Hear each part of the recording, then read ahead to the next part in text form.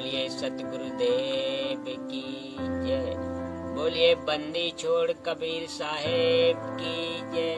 बोलिए बंदी छोड़ सतगुरु रामपाल जी महाराज की जय। पवित्र गीता जी के ज्ञान को उस समय बोला गया था जब महाभारत का युद्ध होने जा रहा था। अर्जुन ने युद्ध करने से इनकार कर दिया था। युद्ध क्यों हो रहा था? इस युद्ध को धर्म युद्ध की संज्ञा भी नहीं दी जा सकती, क्योंकि दो परिवारों का संपत्ति बंटवारा का विषय था। कौरवों तथा पांडवों का संपत्ति बंटवारा नहीं हो रहा था। कौरवों ने पांडवों को आधा राज्य भी देने से मना कर दिया था। दोनों पक्षों का बीच बचाव करने के लिए प्रभु श्री कृष्ण जी 3 बार शांति दूत बनकर गए, परंतु दोनों ही पक्ष अपनी अपनी जिद पर अटल थे। श्री कृष्ण जी ने युद्ध से होने वाली हानि से परिचित कराते हुए कहा कि न जाने कितनी बहन विधवा होंगी, न जाने कितने बच्चे अनाथ होंगे। महापाप के अतिरिक्त कुछ नहीं मिलेगा। युद्ध में न जाने कौन मरे कौन बचे।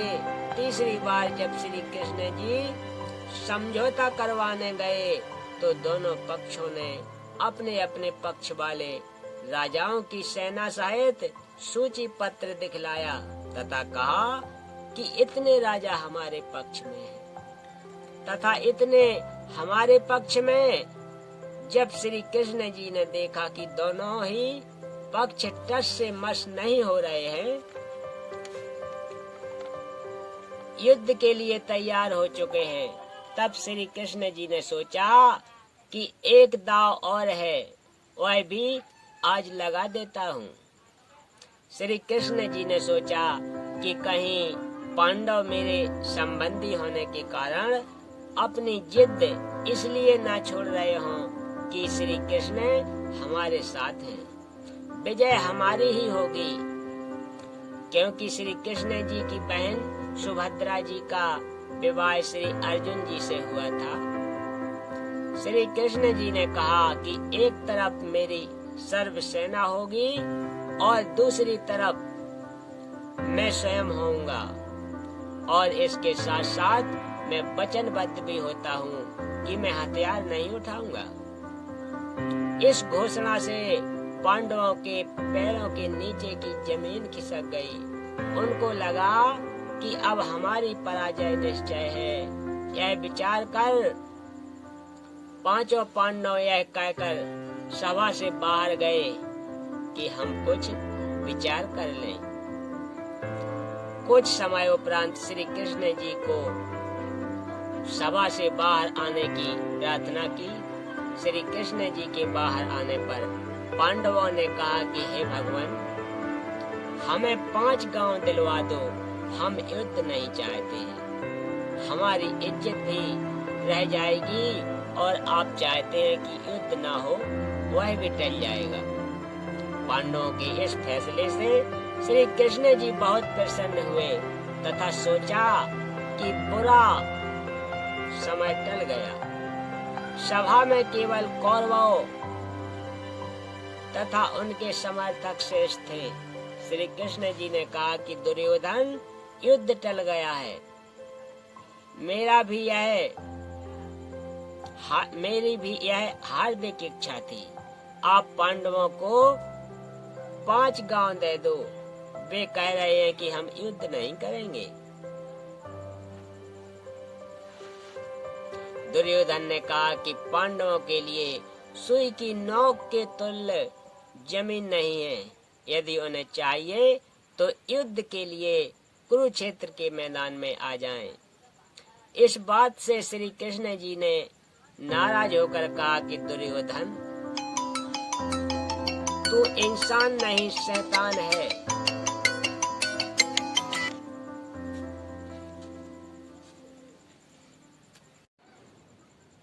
कहाँ आधा राज्य और कहाँ 5 गांव।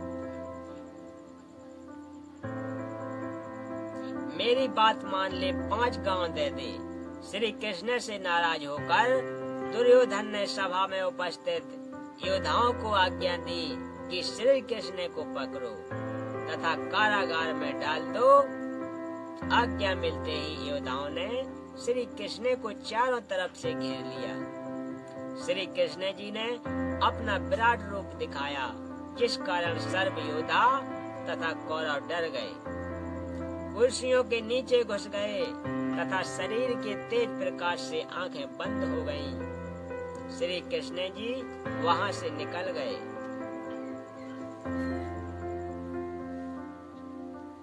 उपरोक्त विराट रूप दिखाने का प्रमाण संक्षिप्त महाभारत गीता प्रेस गोरखपुर से प्रकाशित में प्रत्यक्ष है।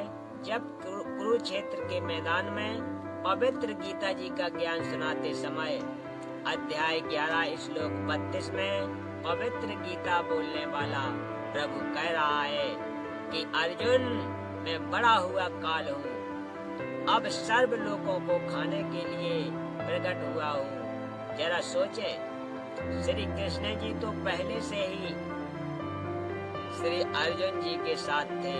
यदि पवित्र गीता जी के ज्ञान को श्री कृष्ण जी बोल रहे होते तो यह नहीं कहते कि अब प्रवृत्त हुआ हूँ। श्री कृष्ण जी काल नहीं थे। उनके दर्शन मात्र से मनुष्य पशु प्रसन्न होकर श्री कृष्ण जी के पास आकर प्यार पाते थे। जिनके दर्शन बिना गोपियों का खाना पीना छूट जाता था, इसलिए काल कोई और शक्ति है। वह श्री कृष्ण जी के शरीर में प्रेत बस प्रवेश करके पवित्र श्रीमद् भगवत गीता जी के ज्ञान रूप में चारों पवित्र वेदों का सार बोल गया। उसकी 1000 भुजाएं हैं। श्री कृष्ण जी श्री विष्णु जी के अवतार थे, जिनकी 4 भुजाएं हैं। फिर अध्याय 11 श्लोक 21 व 46 में अर्जुन कह रहा है कि भगवान, आप तो ऋषियों देवताओं तथा सिद्धों को भी खा रहे हो, जो आप का ही गुणगान पवित्र वेदों के मंत्रों द्वारा उच्चारण कर रहे हैं तथा अपने जीवन की रक्षा के लिए मंगल कामना कर रहे हैं। कुछ आपके दाढ़ों में लटक रहे हैं, कुछ आपके मुख में समा रहे हैं। हे सहस्त्रबाहु अर्थात 1000 भुजा वाले भगवान, आप अपने उसी चतुर्भुज रूप में आइए। मैं आपके विकराल रूप को देखकर धीरज नहीं कर पा रहा हूँ। अध्याय 11 श्लोक 47 में पवित्र गीता जी को बोलने वाला प्रभु काल कह रहा है कि हे अर्जुन, यह मेरा वास्तविक काल रूप है, जिसे तेरे अतिरिक्त पहले किसी ने नहीं देखा था।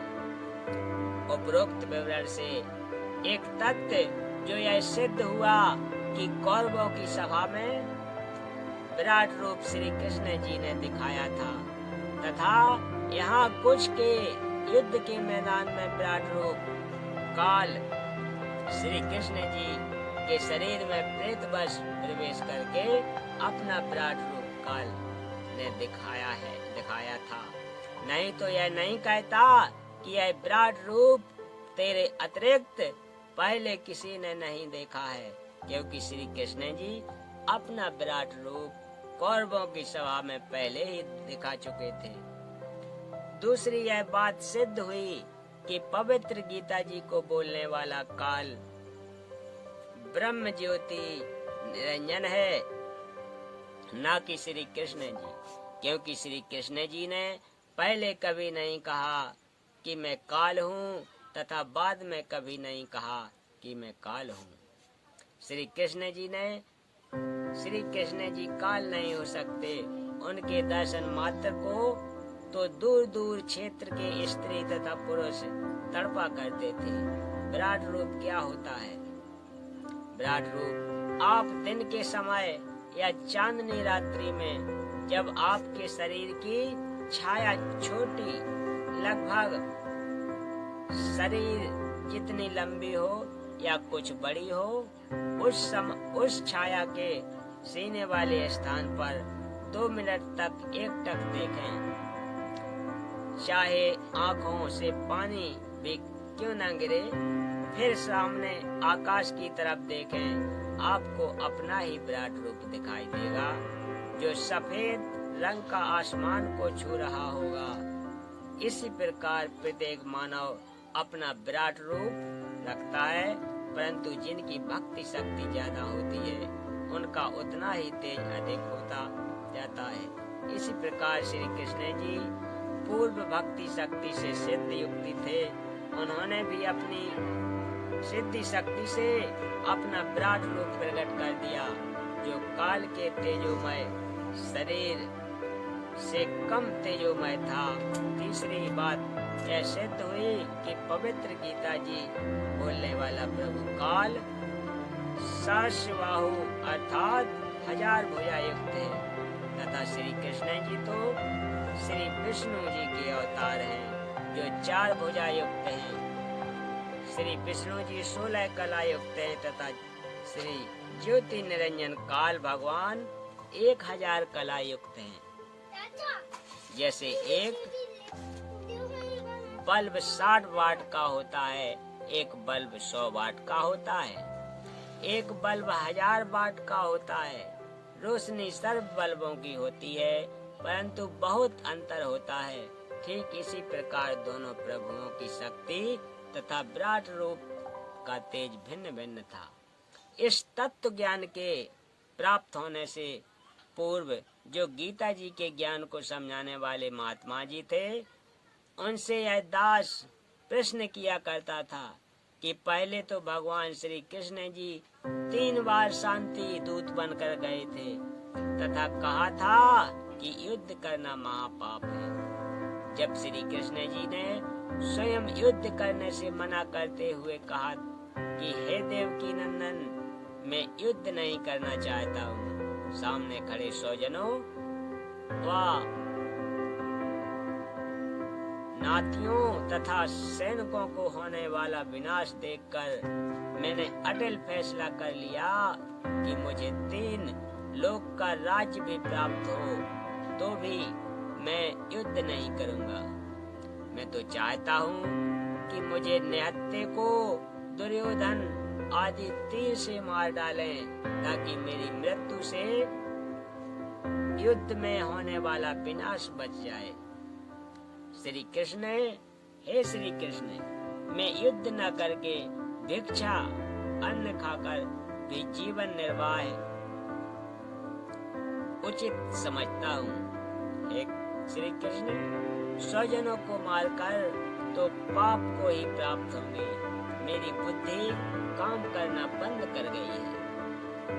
आप हमारे गुरु हो, मैं आपका शिष्य हूँ। आप जो हमारे हित में हो वही सलाह दीजिए, परंतु मैं नहीं मानता हूँ कि आपकी कोई सलाह मुझे युद्ध के लिए राजी कर पाएगी, अर्थात मैं युद्ध नहीं करूँगा।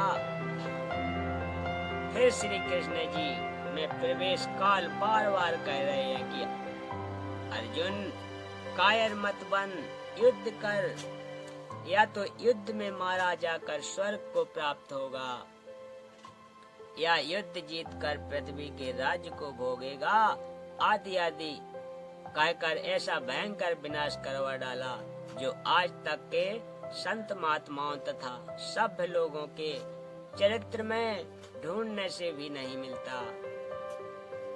तब वे नादान गुरुजी कहा करते थे कि अर्जुन क्षत्रिय धर्म को त्याग रहा था, इससे क्षत्रित्व को हानि तथा शूरवीरता का सदा के लिए विनाश हो जाता। अर्जुन तो क्षत्रिय धर्म पालन करवाने के लिए यह महाभारत का युद्ध श्री कृष्ण जी ने करवाया था। पहले तो मैं उनकी इस नादानी वाली कहानी से चुप हो जाता था, क्योंकि मुझे स्वयं ज्ञान नहीं था। पुनर्विचार करें, भगवान श्री कृष्ण जी स्वयं छत्री थे। कंस के वध के उपरांत श्री उग्रसेन जी ने मथुरा की बागडोर अपने दोहते श्री कृष्ण जी को संभलवा दी थी। एक दिन नारद जी ने कहा कि श्री कृष्ण जी को